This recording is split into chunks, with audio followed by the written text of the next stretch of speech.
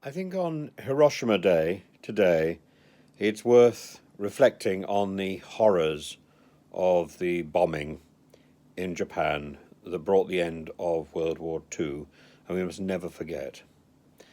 Even if we have atomic bombs, our leaders must recognize that we can never use them.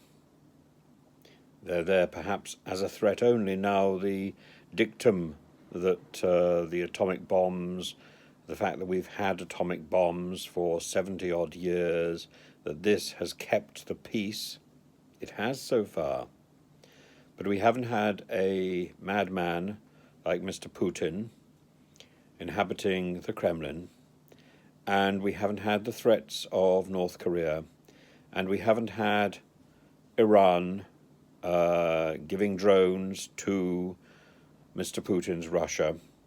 Oh my goodness. And we've got Mr. Corbyn, for example, encouraging Britain and America not to arm Ukraine and therefore to de-escalate the war and bring the war to a speedy end.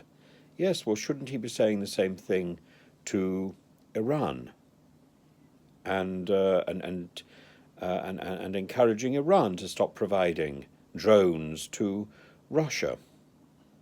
And similarly, we need to be extremely mindful of the fact that the Russian army, the Kremlin-backed Russian army, are using the shade of a nuclear power station to attack Ukraine in the belief that Ukraine will not fire back on them because that would risk a nuclear catastrophe. This is a hideous conflict, and at a time of such a hideous conflict, it's important to remember where this all began and what it could turn into if this goes awry, or if this goes further awry.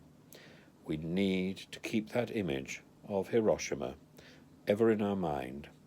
We also need to keep ever in our mind the horrors that Japan experienced, the suffering that Japan experienced, and the extraordinary fortitude and honor that Japan displays today.